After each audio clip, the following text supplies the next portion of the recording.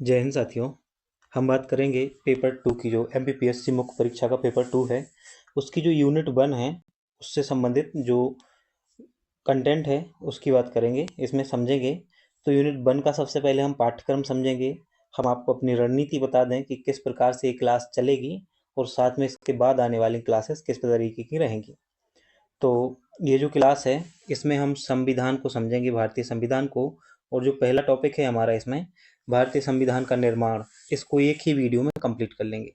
फिर अगले वीडियो में जो है हम विशेषताएं, मूल ढांचा, इन दोनों को कंप्लीट कर लेंगे और एक ही वीडियो में प्रमुख संशोधन जो हैं इनको देख लेंगे। ये सारी की सारी क्लासेस प्री कम मेंस दोनों के लिए महत्वपूर्ण है। तो मुख्य परीक्षा के लिए तो महत्वपूर्ण है ही, प्रीलिम्स में भी आपको सहयोग करेंगी। तो अगर अभी आपका प्रीलिम्स में आपको ऐसा लग रहा हो कि इस बार नहीं होने वाला है, तब भी आप इन वीडियो को देखिएगा, ताकि प्रीलिम्स की तो तैयारी होगी ही, साथ ही मेंस की भी तैयारी होगी। और जिन बच्चों का मेंस हो रहा है, प्रीलिम्स हो रहा है, मेंस में इस बार बैठने वाले हैं, अच्छे नंबर आए हैं उनके, है ना, जिनको लग रहा है कि मेरे अच्छे खासे क्वेश्चन सही हो रहे हैं, तो उनको तो ये वीडियो देखना ही देखना है। साथ ही आपसे एक रिक्वेस्ट है कि देखो, कोई भी सीरीज चलती है ना, तो इस बात पर डिपेंड करती है कि उस पर व्यूज़ आएँ, है ना, लाइक्स आएँ, शेयर आएँ। आप भी कमेंट करिएगा ताकि रीच प्राप्त हो वीडियो को, है ना। तो कमेंट तो सभी लोग किया करो, है ना, एक बार कमेंट और एक बार लाइक तो ज़रूर किया करो। और मुझे उम्मीद है कि सभी लोग करोगे, है ना। बहुत से बच्चों ने पर्सनली मैसेज किए टेलीग्राम पर, आयुषी ने मैसेज किया और मेघा ने मैसेज किया, सभी बच्चों ने मैसेज किए, है ना। तो कुछ बच्चों के तो ऐसे हैं जिनको मैं जानता तक नहीं हूँ, है ना। कुछ बच्चों के नाम डबल डबल भी आए हैं, तो मतलब अलग अलग अकाउंट से आए हैं। तो एक ही नाम के 2 से अधिक व्यक्ति भी हो सकते हैं जिन्होंने मैसेज किया था कि सर पेपर 2 को करा दीजिए पहले, है ना। पेपर 2 का जो पॉलिटी वाला पोर्शन है उसको करा दीजिए। तो हम उसको लेके आ गए हैं आपके लिए और शुरू कर रहे हैं। एक ही वीडियो में हम भारतीय संविधान का निर्माण की जो कथा है ना पूरी समझ लेंगे। पहले आप सबसे पहले पाठ्यक्रम को समझो यूनिट 1 के, ताकि आपको समझना आसान हो जाए चीज़ों को, है ना। हम पाठ्यक्रम को कंप्लीट एक साथ इसलिए नहीं समझा रहे हैं ताकि हम जैसे जैसे पढ़ते जाएंगे आप उतना तो समझते जाओ, है ना, और उतना तैयार करो अच्छे से। हमारा जो पेपर 2 है उसकी यूनिट 1 है, उसमें लिखा हुआ है कि भारतीय संविधान, वैचारिक तत्व और संघवाद, इन 3 टॉपिकों से आधारित सब टॉपिक दिए हुए हैं। तो संविधान का निर्माण देखना है।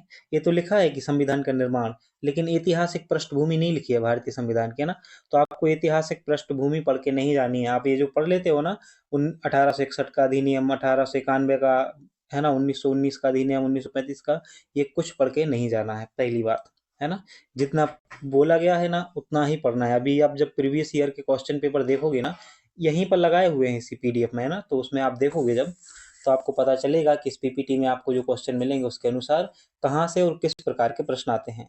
एमपीपीएससी में मुख्य परीक्षा में बहुत ही सरल प्रश्न आते हैं। अगर आपने अच्छे से तैयारी की और अच्छे से रिवीजन किया तो निश्चित रूप से आपका सिलेक्शन होना तय है। भारतीय संविधान लिखा है जो पहला टॉपिक है, उसमें दिया हुआ है कि हमें इसके निर्माण को पढ़ना है, विशेषताएं देखनी है, मूल ढांचा देखना है क्या है, और प्रमुख संशोधन देखने हैं। साथ ही जो वैचारिक तत्व हैं उसमें हमें उद्देश्य का, मूल कर्तव्य, मूल अधिकार और नीति निर्देशक तत्वों को देखना है। एक शब्द लिखा है संघवाद, इसका अर्थ जानना है। केंद्र राज्य संबंध पढ़ना है इसके अंतर्गत। उच्च न्यायालय, उच्चतम न्यायालय, न्यायिक पुनरावलोकन, न्यायिक सक्रियता और लोक अदालत एवं जनहित याचिका के बारे में जानना है। तो अब हम आते हैं उस कंटेंट पर जहां पर आपको ये समझ में आएगा कि प्रश्न किस प्रकार के आते हैं, है ना।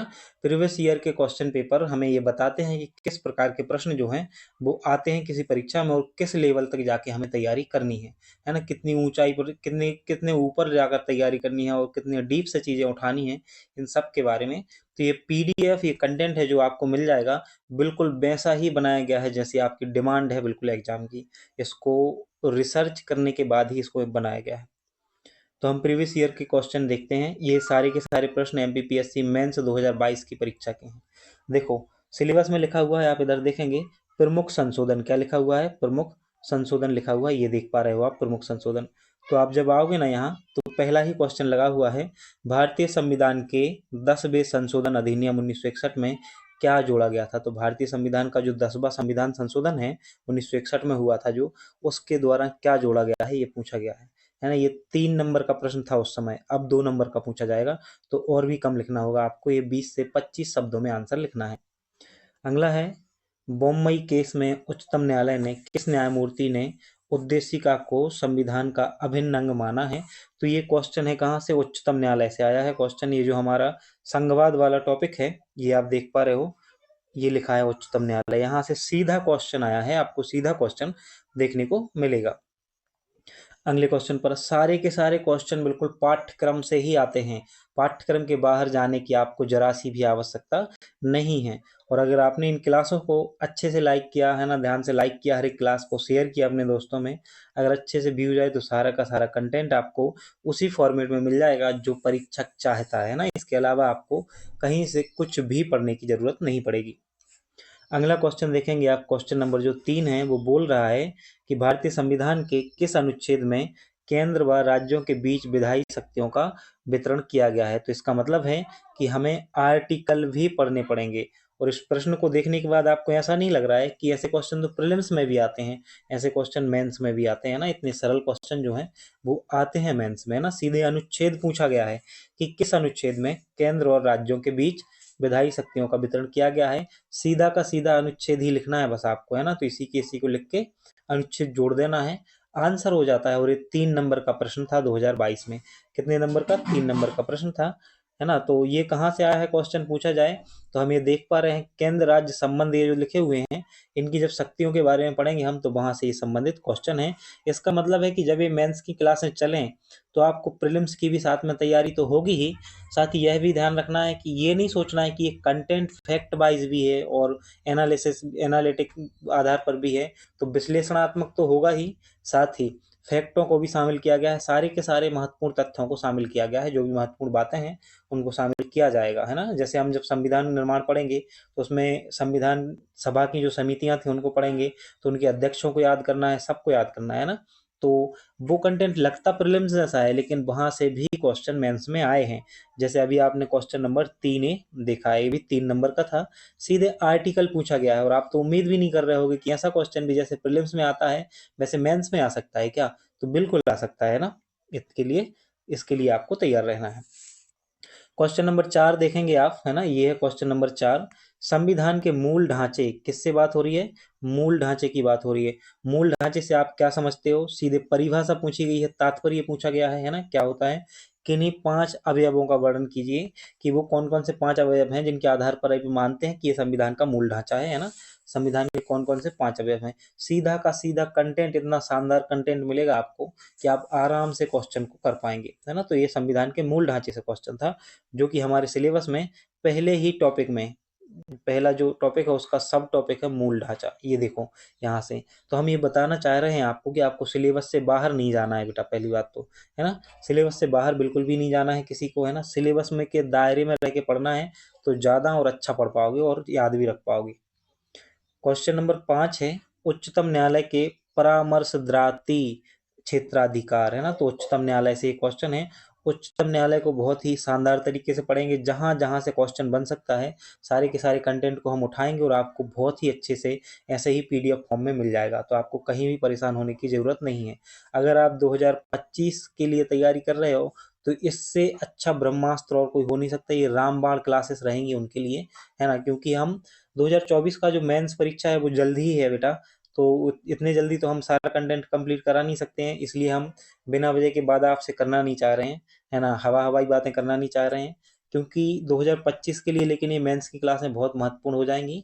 और 2024 की जो परीक्षा दे रहे हैं वो अभी कंटिन्यू रहे, है ना। तो जितना कंटेंट इससे कवर हो जाए अच्छी बात है। बाकी आप क्या कर सकते हो कि जो ऑथेंटिक बुक्स है ना, अच्छी बुक्स को आप पढ़ सकते हो साथ साथ, या फिर नोट्स भी खरीद सकते हो कहीं से। क्वेश्चन नंबर 6 देखेंगे, भारतीय संविधान की प्रस्तावना की विषय वस्तु को समझाइए।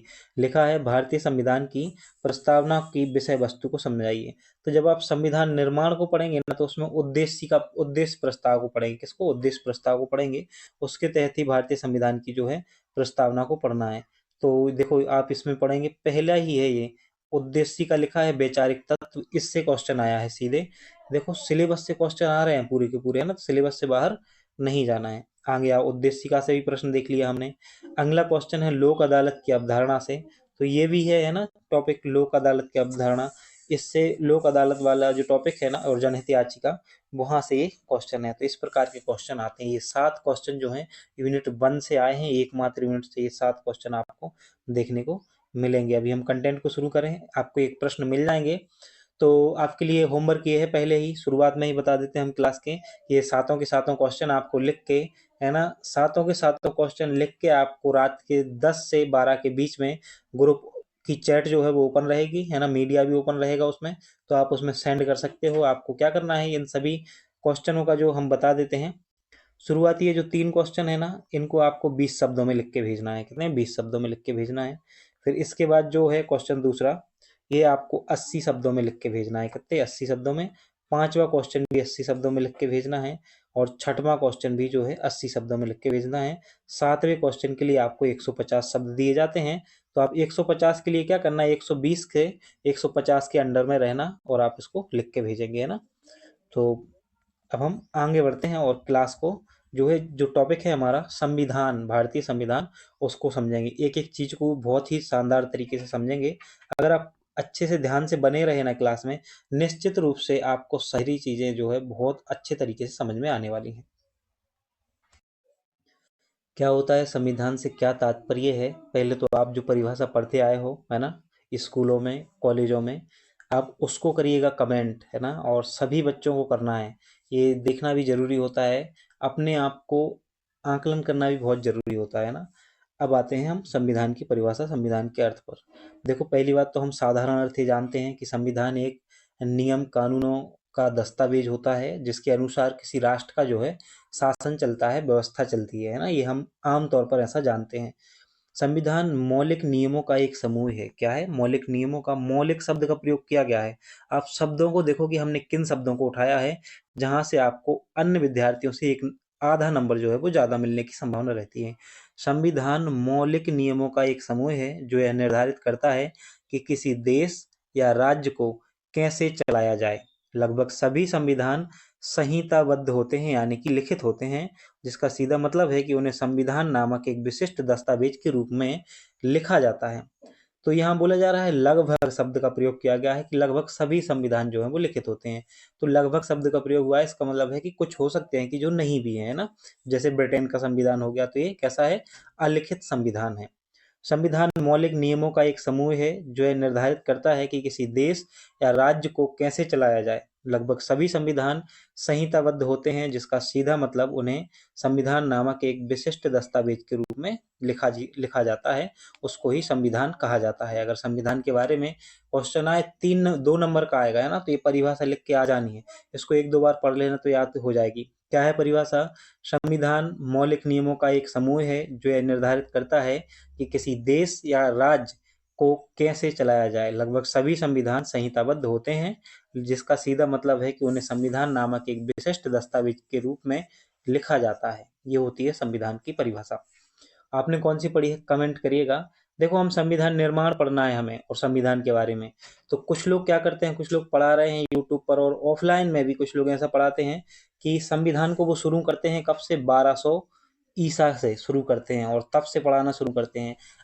अच्छा, इतने वर्षों से वो पढ़ा रहे हैं, आप उनके नोट्स देखेंगे तो आप हमको ये बताइए कि वहां से क्वेश्चन आया है क्या? आज तक नहीं आया ना। और सिलेबस में भी वैसा नहीं लिखा है ना। तो हमें वो पढ़ना चाहिए ना जो हमारे सिलेबस में है। अलग से मेहनत करने की बिल्कुल भी जरूरत नहीं है। ये सारी चीजें पहली क्लास में तो आपको बताई जा रही हैं, आगे आने वाली क्लास में इतना सब कुछ नहीं बताया जाएगा आपको। सीधे कंटेंट पर आएंगे और क्लास चलेगी, है ना। कंटेंट खत्म होगा और उसके बाद आप रिवीजन करेंगे उसका, है ना। संविधान के प्रकारों की बात करें तो देखो, संविधान के प्रकार मूलतः तो 2 ही प्रकार होते हैं, एक तो लिखित होता है, एक अलिखित होता है। परंतु क्या है, परीक्षाओं में शब्दों की दृष्टि से संविधान से कई प्रकार के प्रश्न भी बने हैं, इसलिए हमने उनको भी इसमें डाल दिया है। जैसे लिखित और अलिखित तो आप पढ़ते ही हो, है ना। लिखित और अलिखित संविधान, एक होता है निर्मित और एक होता है विकसित संविधान, है ना। एक होता है निर्मित और एक होता है विकसित संविधान। एक होता है लचीला और एक कठोर। लचीला मतलब जिसमें आसानी से संशोधन किया जा सके, और एक होता है कठोर, जिसमें संशोधन करना बहुत ही कठोर हो, है ना, कठिन हो। परिसंघीय और एकात्मक संविधान, इस प्रकार के संविधान भी होते हैं। परिसंघीय वहां जहां शक्तियों का बंटवारा होता है, और एकात्मक संविधान वहां होता है जहां सारी शक्ति जो है वो केंद्र में होती है। भारत का संविधान दुनिया का सबसे बड़ा लिखित संविधान है। भारत का संविधान कठोर एवं लचीले दोनों प्रकार के संविधान का एक बेहतरीन उदाहरण है। इसका मतलब है कि हम कह सकते हैं कि भारतीय संविधान जो है वो एक नम्य संविधान है ना, नमय संविधान है ना, ना तो कठोर है ज़्यादा और ना ही लचीला है ज़्यादा। इस प्रकार का भारतीय संविधान है। भारतीय संविधान के वर्गीकरण को अभी हमने देखा है वही है ना, तो निर्माण प्रक्रिया के आधार पर लिखित अलिखित होता है और परिवर्तनीयशीलता के आधार पर पूछा जाए तो लचीला और कठोर होता है। केंद्र राज्य संबंध के आधार पर एक तो परिसंघीय होता है और एकात्मक होता है ना, वहीं विधायिका और कार्यपालिका के पर संबंध आधारित देखें तो संसदीय प्रणाली और राष्ट्रपति प्रणाली को भी अपनाया जाता है। तो देखो, एक तो होता है संविधान, हम संविधान को पढ़ रहे हैं, और एक होता है संविधानवाद, है ना। क्या होता है संविधानवाद, इसको भी समझ लो, है ना। संविधान और संविधानवाद में जब हम अंतर देख लेंगे, उसके बाद आपको ये कमेंट करके बताना है कि भारत में संविधानवाद है कि नहीं है ना। देखो, संविधान क्या होता है, संविधान हो सकता है कि प्रत्येक देश में हो, है ना। संविधान प्रत्येक देश में हो सकता है, लेकिन संविधानवाद जो है वो प्रत्येक देश में नहीं हो सकता। उसकी कुछ शर्तें होती हैं। संविधानवाद लागू करने के लिए या संविधानवाद उस देश में है या नहीं है, इसके लिए जरूरी होता है, सबसे जरूरी है कि वहां पर विधि का शासन हो। कैसा हो? विधि का शासन हो। तो संविधान जहाँ है, किसी देश में संविधान है, तो इसका मतलब ये नहीं होता है कि संविधान वहां लागू है तो वहां के संविधान के अनुसार, नियम कानून के अनुसार ही सब कुछ चल रहा होगा, है ना। अगर उस नियम कानून के अनुसार सब कुछ नहीं चल रहा है, वहां की विधि के अनुसार कार्य नहीं हो रहा है, इसका मतलब है कि वहां संविधानवाद नहीं है। संविधान किसी गैर लोकतांत्रिक देश में भी हो सकता है। हो सकता है कोई ऐसा देश जो लोकतांत्रिक नहीं है और उन्होंने अपना संविधान बना रखा है, लागू भी कर रखा है, तो वहाँ संविधान तो हो सकता है गैर लोकतांत्रिक देश में। लेकिन संविधानवाद जो है वो किसी भी गैर लोकतांत्रिक देश में संभव नहीं है ना, संभव नहीं है। संविधान जो है, संविधान का सर्वोच्च होना अनिवार्य नहीं है। हो सकता है कोई कोई देश में व्यक्ति विशेष का शासन चलता हो और वहाँ संविधान भी हो, तो वहाँ संविधान सर्वोच्च नहीं होगा, है ना। जैसे उत्तर कोरिया हो गया है ना, ना तो लोकतांत्रिक राष्ट्र है, लेकिन वहाँ के अपने नियम कानून है ना, और नियम कानून को ही तो संविधान कहते हैं। उसे लागू कर दिया जाए तो संविधान है, और उनके अनुसार ना चल के किसी व्यक्ति विशेष के अनुसार या किसी संस्था विशेष के अनुसार जब किसी देश का शासन चलता है, तो वहाँ संविधान तो है लेकिन सर्वोच्च नहीं है। ऐसे ही संविधान बाद में जो है, संविधान सर्वोच्च होता है। क्या होता है? संविधान बाद में संविधान ही सर्वोच्च होता है, वही संविधानवाद होगा। संविधानवाद जहाँ देखने को मिलेगा आपको, वहां पर सीमित शासन मिलेगा, निरंकुश नहीं होगा शासन, है ना। और संविधान है जहाँ, वहाँ असीमित शासन भी हो सकता है, निरंकुश भी हो सकता है कभी कभी। ऐसे उदाहरण पाकिस्तान में देखने को मिलते हैं, है ना। तो आपको याद रखना है कि संविधानवाद शासन कैसा होगा? सीमित होगा, और निरंकुश भी नहीं हो सकता है शासन। पांचवा पॉइंट देखो आप अंतर का, ये बोल रहा है कि संविधान में विधि संभव है, लेकिन संविधान बाद में विधि का ही शासन होता है, किसी व्यक्ति विशेष का नहीं। प्रत्येक कार्य विधि के अनुसार ही होगा संविधान बाद में। नागरिकों की स्वतंत्रता के और अधिकार अनुपस्थित हो सकते हैं संविधान में। कहीं कहीं का संविधान ऐसा भी है जहां पर मूल अधिकार प्रदान नहीं किए गए हैं, लेकिन मूल अधिकार और व्यक्ति की स्वतंत्रता जो है, नागरिकों की स्वतंत्रता, संविधानवाद का जो सर्वोच्च लक्ष्य है। क्या है? सर्वोच्च लक्ष्य, ये होता है संविधानवाद। अब हम संविधान के कार्यों को देखेंगे। ये जो नोट्स हैं, आपको लग रहा होगा बहुत कम मात्रा में, कम नहीं है, आप इनको लिख के देखिएगा एक बार, तो आपको समझ में आएगा कि ये कम नहीं है ना।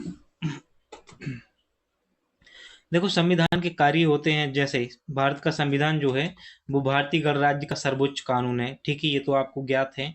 ये क्या काम करता है? किसी देश के नियम कानूनों के द्वारा उस देश की सरकार को संचालित करता है। पहला तो कार्य यही है। दूसरा, देश की राजनीतिक व्यवस्था की रूपरेखा भी तैयार करता है संविधान, है ना। सरकार की संस्थाओं की शक्तियों एवं उत्तरदायित्वों को भी परिभाषित एवं निर्धारित करता है। कौन? संविधान करता है। संविधान मौलिक अधिकारों की रक्षा करता है, ये भी आपको पता है ना। साथ ही शासन के सिद्धांतों को भी रेखांकित करता है संविधान। संविधान देश के प्रशासन का मार्गदर्शन करने वाले नियमों और विनियमों का एक समूह होता है। अच्छा, अगर संविधान है किसी देश में और ये सब कार्य नहीं कर रहा है वहाँ का संविधान, तो उसे हम संविधान बोलेंगे क्या? ये आपको कमेंट में बताना है। तो संविधान तो उसे भी बोलेंगे, लेकिन जो संविधान के वास्तव में कार्य हैं, जिसके लिए संविधान बनाया गया है, वो यही कार्य है कि किसी देश की सरकार को नियम व कानूनों के अंतर्गत लाना, विधि के अनुसार वहाँ का शासन संचालित करना, संस्थाओं को उनके कार्यों और उत्तरदायित्व निर्धारित करना, ये क्या है? संविधान के कार्य होते हैं। क्या भारत में संविधानवाद है? इससे संबंधित कभी क्वेश्चन आ सकता है, तो इसके लिए भी हमने डाल दिया है। देखो, लिखित संविधान है भारत में, तो एक तो ये इसका अवयव है कि बताता है कि भारत में संविधान है ना। संसदीय लोकतंत्र भी है भारत में। सबसे महत्वपूर्ण कि भारत में विधि का शासन है, मूल अधिकार भी है भारत में, है ना, और शक्तियों का पृथक्करण, स्वतंत्र न्यायपालिका है। ये भी क्या है? ये जो है कुछ ऐसी चीजें हैं, उदाहरण है ना, जो मिसाल पेश की है इन्होंने कि भारत में संविधानवाद है। यहाँ से हमें बात करनी है संविधान के निर्माण की। किसके? संविधान के निर्माण को देखना है। तो संविधान के निर्माण को हम कुछ इस प्रकार से देखेंगे। आपको बता दें, सबसे पहले संविधान सभा के बारे में, फिर उसका परिचय देखेंगे, विचार कहाँ से आया, गठन कैसे हुआ संविधान सभा का, संविधान सभा की क्या समितियां रहीं, उद्देश्य प्रस्ताव और कुछ अन्य चीजों को भी समझेंगे। देखो, हमें दूसरे टॉपिक है जो सिलेबस का, उसमें देखना है उद्देशिका, लेकिन यहाँ हम देखेंगे उद्देश्य प्रस्ताव जो संविधान सभा में प्रस्तुत किया गया था उसकी बात करेंगे। थोड़ी सी हम आपको हमारे यूट्यूब चैनल के बारे में जानकारी दें कि अधिकारी बाबू यूट्यूब चैनल आपको मध्य प्रदेश लोक सेवा आयोग के लिए मुख्य परीक्षा और प्रीलिम्स परीक्षा के लिए पाठ्यक्रम आधारित, बिल्कुल पाठ्यक्रम आधारित कक्षाएं प्रदान करता है ना। तो अगर आपको पाठ्यक्रम से बाहर नहीं जाना है, यहाँ वहाँ नहीं भटकना है, तो आप हमारे चैनल को सब्सक्राइब कर लीजिए और अपने दोस्तों में भी बोलिए ताकि वह भी इस चैनल को जो है सब्सक्राइब कर लें। यहाँ से हमें संविधान का निर्माण देखना है। तो सबसे पहले देखते हैं कि संविधान की मांग कैसे उठी। देखो, संविधान सभा के गठन का विचार जो है सर्वप्रथम 1934 में एम.एन. रॉय ने रखा था। ये विचार की बात हो रही है, गठन की, है ना, ये याद रखना। संविधान सभा के विचार, गठन का विचार, कौन सा? गठन का विचार। जब संविधान सभा की बात हो तो आपको वह स्वराज का प्रस्ताव याद रखना है जो 1906 में आया था और कांग्रेस ने रखा था। वहीं संविधान सभा के गठन के विचार की बात हो कि संविधान सभा के गठन का विचार सर्वप्रथम किसने प्रस्तुत किया था, तो आपको एम.एन. रॉय आंसर करना है, ये याद रखना है।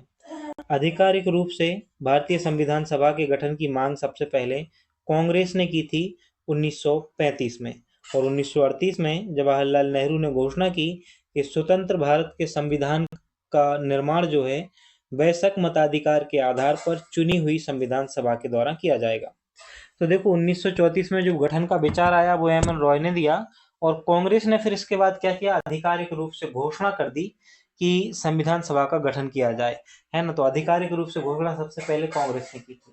जब 1938 का समय आया तो नेहरू जी आए और उन्होंने घोषणा की और कहा कि जो स्वतंत्र भारत होगा उसकी जो संविधान निर्माण होगा ना, तो वो किया जाएगा वयस्क मताधिकार के आधार पर चुनी गई संविधान सभा के द्वारा। कौन करेगा? वयस्क मताधिकार के आधार पर चुनी गई संविधान सभा के द्वारा किया जाएगा। सन 1942 में ब्रिटिश सरकार के कैबिनेट मंत्री स्टीफोर्ड क्रिप्स एक प्रारूप प्रस्ताव के साथ भारत आए जिसे क्रिप्स मिशन के नाम से जाना जाता है। इसको मुस्लिम लीग ने अस्वीकार कर दिया था। लेकिन तो देखो, 1942 में क्या हुआ? स्टीफोर्ड क्रिप्स जो हैं वो क्रिप्स मिशन लाए, लेकिन इसे मुस्लिम लीग ने अस्वीकार कर दिया, है ना। ये भी संविधान सभा के निर्माण से संबंधित था। फिर आता है कैबिनेट मिशन। कैबिनेट मिशन 1946 में आया और कैबिनेट मिशन के सुझावों के अनुसार ही संविधान सभा का गठन किया गया था। संविधान सभा की जो कुल सदस्य संख्या है वो 389 होनी थी। कितनी होनी थी? 389 होनी थी, जिसमें से 296 सीटें हैं ब्रिटिश भारत से शामिल थी और 93 सीटें देसी रियासतों से आनी थी। अभी इनका हम बाद में रिवीजन कर लेंगे तो आपको सारी चीजें याद हो जाएंगी। संविधान सभा आंशिक रूप से चुनी हुई और आंशिक रूप से नामांकित थी। इसके अलावा सदस्यों का चयन अप्रत्यक्ष रूप से प्रांतीय व्यवस्थापिकाओं के द्वारा, सदस्यों के द्वारा किया गया था। तो पूछा जाए कि संविधान सभा का चुनाव जो है वो निर्वाचित थी या आंशिक रूप से नामित थी, तो दोनों थी, एक चीज है ना। दूसरा पूछा जाए कि अप्रत्यक्ष रूप से निर्वाचन हुआ था या प्रत्यक्ष रूप से, तो अप्रत्यक्ष रूप से, यह भी याद रखना है। देखो, यहाँ से आपकी प्रीलिम्स की भी तैयारी हो रही है और मुख्य परीक्षा की भी तैयारी हो रही है। संविधान सभा के लिए जुलाई अगस्त 1946 में निर्वाचन हुआ, चुनाव हुआ, जिसमें कांग्रेस को 208 और मुस्लिम लीग को 73 सीटें प्राप्त हुई। साथ ही 15 सीटें अन्य दलों को भी प्राप्त हुई। यहाँ से हम संविधान सभा का परिचय देखते हैं। देखो संविधान सभा क्या होती है, सीधे भी क्वेश्चन बन सकता है कभी, है ना, 2 नंबर का, कि संविधान सभा ऐसे ही लिखा बस आ जाएगा, आपको लिखना होगा संविधान सभा के बारे में 20 से 25 शब्द लिखने होंगे। तो संविधान सभा जो होती है, एक संप्रभु लोकतांत्रिक राष्ट्र का संविधान तैयार करने का कार्य इसके लोगों की एक प्रतिनिधि संस्था के द्वारा किया जाता है।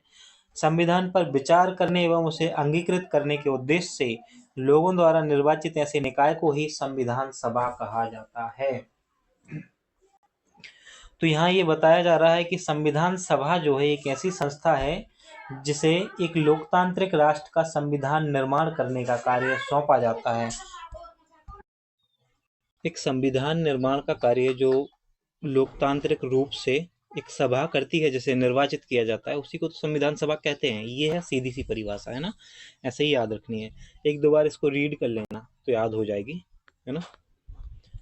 अब आते हैं हम संविधान सभा के विचार की उत्पत्ति पर, इसको समझते हैं, है ना। इसके बारे में ऊपर भी पहले हमने कुछ चीज़ें देखी हैं, यहाँ थोड़े और अच्छे से समझेंगे।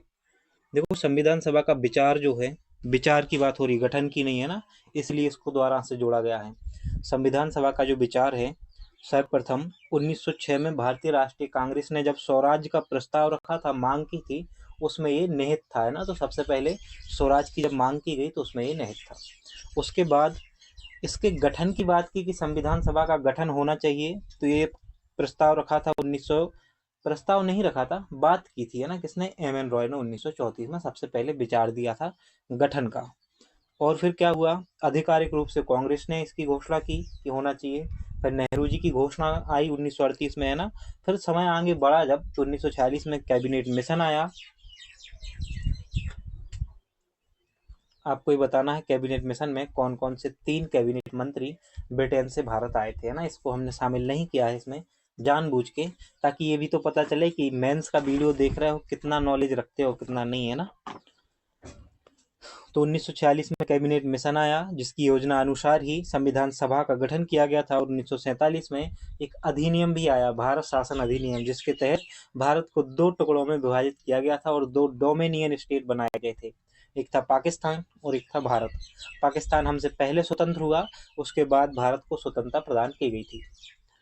संविधान सभा का गठन जो है कैबिनेट मिशन योजना के तहत हुआ, प्लान के तहत हुआ। और संविधान सभा में कुल सदस्यों की संख्या 389 होनी थी, 93 देशी रियासतों से शामिल होने थे और 292 सदस्य जो है वो ब्रिटिश प्रांतों से शामिल होने थे। इसमें 4 चीफ कमिश्नरी शामिल थे। इस प्रकार से ब्रिटिश प्रांतों से 296 थे टोटल। आई होप की चीजें आपको समझ में आ रही होंगी। 9 दिसंबर 1946 को संविधान सभा की प्रथम बैठक हुई और अध्यक्षता की थी डॉक्टर सच्चिदानंद सिन्हा ने, जो कि अस्थायी तौर पर अध्यक्ष चुने गए थे। उस समय सदन के ये वरिष्ठ व्यक्ति थे और इनको अध्यक्ष बनाया गया। कैसे, अस्थायी रूप से अध्यक्ष चुना गया था। इसके बाद जब दूसरी बैठक हुई 11 दिसंबर 1946 को, तो उसमें डॉक्टर राजेंद्र प्रसाद को सर्वसम्मति से संविधान सभा का अध्यक्ष चुना गया। स्थायी अध्यक्ष के रूप में डॉक्टर राजेंद्र प्रसाद को आपको याद रखना है। अब हम यहाँ से संविधान सभा का गठन देखेंगे, जो कि अभी ऊपर ही देखते आ रहे थे, वही चीजें देख रहे थे साथ साथ, है ना।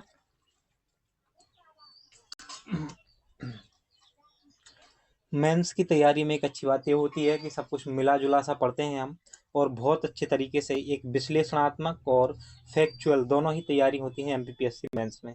जबकि आप यूपीएससी की तैयारी करेंगे ना, जब मैं यूपीएससी की तैयारी करता था, तो यूपीएससी की तैयारी करेंगे अगर आप, या फिर आप में से कोई कर रहा होगा, तो आप देखेंगे आप बहुत डिस्क्रिप्टिव पढ़ते हो, है ना। जैसे संविधान सभा, संविधान बाद पढ़ा हमने, तो संविधान बाद को ही आप कम से कम 2 से 3 पीपीटी में पढ़ेंगे अकेले, है ना। संविधान बाद को बहुत विस्तृत रूप से, उसमें अलग अलग संविधानों की तुलना भी करनी है यूपीएससी में।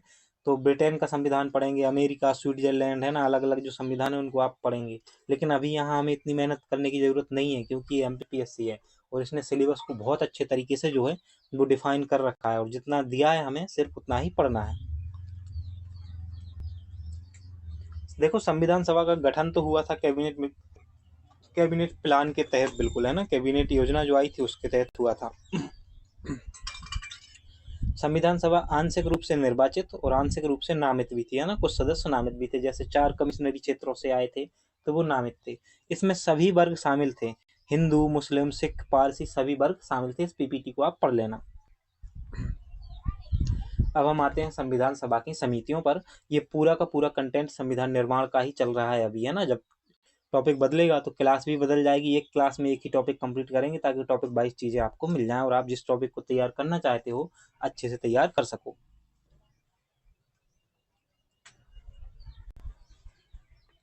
देखो, संविधान सभा की समितियां इसलिए बनाई गई थी ताकि जो वर्कलोड है वो थोड़ा कम किया जा सके और व्यवस्थित रूप से संविधान को बनाया जा सके। तो इस प्रकार से बहुत सारी समितियां बनाई गई, कुल तो 22 थी, है ना। 22 समितियां काम कर रही थी, लेकिन उसमें 8 समितियां थी जो बहुत महत्वपूर्ण थी।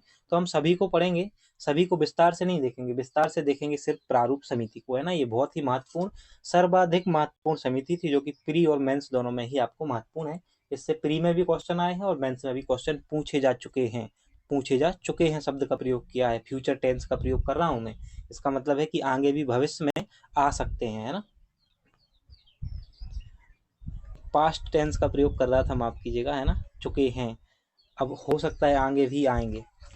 मसौदा समिति की बात करें तो ये समिति जो है मसौदा समिति, इसमें 8 सबसे महत्वपूर्ण समितियों में ये सबसे महत्वपूर्ण समिति थी और इसकी स्थापना 29 अगस्त 1947 को की गई थी। कौन थे इसके अध्यक्ष? डॉक्टर भीमराव अंबेडकर, जो कि संविधान सभा के सबसे विद्वान व्यक्तियों में से एक थे। कौन थे? विद्वान व्यक्तियों में से एक थे, उनको अध्यक्ष चुना गया। संविधान सभा की समितियों में मसौदा समिति को देखें तो इसमें कुल 7 सदस्य थे।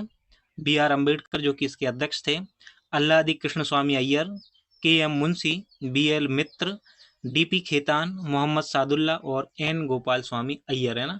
कृष्णमाचारी की जगह ली थी किसने? डीपी खेतान ने, है ना। तो ये भी याद रखना है आपको। कुल सदस्य थे 7, है ना। बी आर अम्बेडकर अध्यक्ष थे इसके, अल्लादी कृष्ण स्वामी अय्यर, के एम मुंशी, बी एल मित्र, डीपी खेतान, मोहम्मद सादुल्ला और एन गोपाल स्वामी अयंगर, इनके नाम याद रखने हैं। ये बाबा साहेब की तस्वीर हमने लगा रखी है ताकि देखो क्या होता है, इमेज देखते रहते हैं हम तो चीज़ें याद हो जाती हैं, तो बीच बीच में ऐसी चीज़ें आपको मिलती रहेंगी। संविधान सभा की समितियों की बात करते हैं तो प्रमुख समितियों को देख रहे हैं पहले हम, है ना। संघ शक्ति समिति, ये 3 समितियां, संघ शक्ति समिति, संघ संविधान समिति और राज्य समिति, ये पंडित जवाहरलाल नेहरू के अंडर में आती थी। इसके अध्यक्ष थे पंडित जवाहरलाल नेहरू। संघ शक्ति समिति, संघ संविधान समिति और राज्य समिति, इसके अध्यक्ष थे पंडित जवाहरलाल नेहरू। नियम और प्रक्रिया समिति, संचालन समिति के अध्यक्ष थे डॉक्टर राजेंद्र प्रसाद। आपको याद रखना है, नियम और प्रक्रिया समिति और दूसरी समिति है संचालन समिति। इन 2 समितियों के अध्यक्ष बनाए गए थे डॉक्टर राजेंद्र प्रसाद। प्रांतीय संविधान समिति जो थी उसके अध्यक्ष थे सरदार वल्लभ भाई पटेल। कौन थे? सरदार वल्लभ भाई पटेल। संविधान सभा की समितियों में सलाहकार समिति भी याद रखनी है। सलाहकार समिति के अध्यक्ष बनाए गए थे सरदार वल्लभ भाई पटेल। कौन? सरदार वल्लभ भाई पटेल। तो 2 याद रखनी है वल्लभ भाई पटेल के लिए। प्रांतीय संविधान समिति, है ना, लोहे पुरुष भारत के जो कहे जाते हैं सरदार वल्लभ भाई पटेल, और सलाहकार समिति, ये दोनों याद रखनी है। मौलिक अधिकार उप समिति जेबी कृपलानी। कौन थे? जेबी कृपलानी। अल्पसंख्यक उप समिति एच सी मुखर्जी, और उत्तर पूर्व सीमांत जनजातीय क्षेत्र और असम बहिष्कृत और असम आंशिक रूप से बहिष्कृत उप समिति जो है इसके अध्यक्ष बनाए गए थे ए बी ठक्करी। कौन? ए बी ठक्करी इसके अध्यक्ष बनाए गए थे। संविधान सभा की समितियों में बहिष्कृत और आंशिक रूप से, ये वही है ऊपर जो हमने पढ़ा है, ये भी ठक्करी, है ना। नियम और प्रक्रिया समिति और संचालन समिति के अध्यक्ष थे डॉक्टर राजेंद्र प्रसाद। इसको भी हम पहले देख चुके हैं। अब कुछ और समितियां यहाँ छोटी छोटी समितियां दी हुई हैं, तो इसका या तो आप स्क्रीनशॉट ले लीजिए या पीडीएफ आपको हमारे टेलीग्राम ग्रुप जाकर टेलीग्राम पर आप सर्च करें अधिकारी बाबू एमपीपीएससी, तो आपको टेलीग्राम ग्रुप मिल जाएगा। जो लोगो यूट्यूब चैनल पर लगा हुआ है वही हमारे वहाँ पर लगा हुआ है टेलीग्राम में, तो आप उसे देख सकते हो। इनको आप पढ़ लेना एक बार। अब हम आते हैं सीधे उद्देश्य प्रस्ताव पर, जो कि एक बहुत महत्वपूर्ण प्रस्ताव है। यहाँ से देखो प्रश्न कैसे बनेगा, पहले मेंस में हम आपको ये बता देते हैं। तो प्रश्न आएगा सीधे कि संविधान सभा में प्रस्तुत उद्देश्य प्रस्ताव क्या था। एक तो ऐसे प्रश्न बन सकता है। दूसरा 2 नंबर का क्वेश्चन आना है, छोटा सा क्वेश्चन बनना है ना। तो ऐसे भी बन सकता है कि उद्देश्य प्रस्ताव किसने पारित किया था, किसने पेश किया था और कौन सी बैठक में किया गया था, ये भी पूछा जा सकता है। तो 13 दिसंबर 1946 को पंडित जवाहरलाल नेहरू के द्वारा उद्देश्य प्रस्ताव पेश किया गया, जिसे संविधान की दार्शनिक संरचना को निर्धारित किया है ना। और इसे अपनाया था कब? 22 जुलाई 1947 को अपनाया गया था। 22 जुलाई 1947 को अपनाया गया था। ये जो उद्देश्य प्रस्ताव है आगे चल के भारत के संविधान की प्रस्तावना का कार्य करता है। इसमें हमें भारतीय संविधान का दार्शनिक पक्ष जो है वो देखने को मिलता है और इसने भारतीय संविधान की रूपरेखा को निर्धारित किया है। उद्देश्य प्रस्ताव की क्या विशेषता थी? तो यह प्रस्ताव जो है संविधान के सदस्यों के लिए दिशा निर्देश के रूप में कार्य करता है, एक चीज। दूसरी, इसने आर्थिक स्थिरता, राजनीतिक सुरक्षा और राष्ट्र की तेज एकता, भारत को एक संप्रभु लोकतांत्रिक गणराज्य के रूप में घोषित करें, है ना। इसमें कहा गया केंद्र और राज्य के बीच शक्तियों के वितरण के साथ अपनी संघीय सरकार सुनिश्चित करें, यह भी कहा गया। इसमें उद्देश्य प्रस्ताव में कहा गया कि भारत के नागरिकों को न्याय हो मिले, समानता, स्वतंत्रता, विश्वास, आस्था, पूजा और स्थान की गारंटी और सुरक्षा प्रदान की जाए। पिछड़े और जो आदिवासी क्षेत्र हैं, दलित वर्ग हैं और अन्य पिछड़े वर्गों के हितों की भी रक्षा की जाए, ये उद्देश्य प्रस्ताव में शामिल था। साथ ही भूमि, समुद्र, वायु पर क्षेत्रीय अखंडता और संपूर्णता बनाए रखने के लिए रखी जाए। भारत को दुनिया में एक सही और सम्मानित स्थान प्रदान करने में भी मदद की जाए।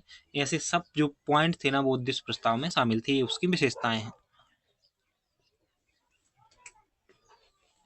संविधान सभा की कार्यप्रणाली देखें तो 26 नवंबर 1949 को भारतीय संविधान को अंतिम रूप से मंजूरी दी गई और 26 जनवरी 1950 को संविधान जो है वो औपचारिक रूप से लागू कर दिया गया था। तो पूछा जाए कि कब मंजूरी मिली थी, तो 26 नवंबर 1949 को, और 1950 में जो है औपचारिक रूप से संविधान लागू कर दिया गया था। इसे ही गणतंत्र दिवस के रूप में हम मनाते हैं।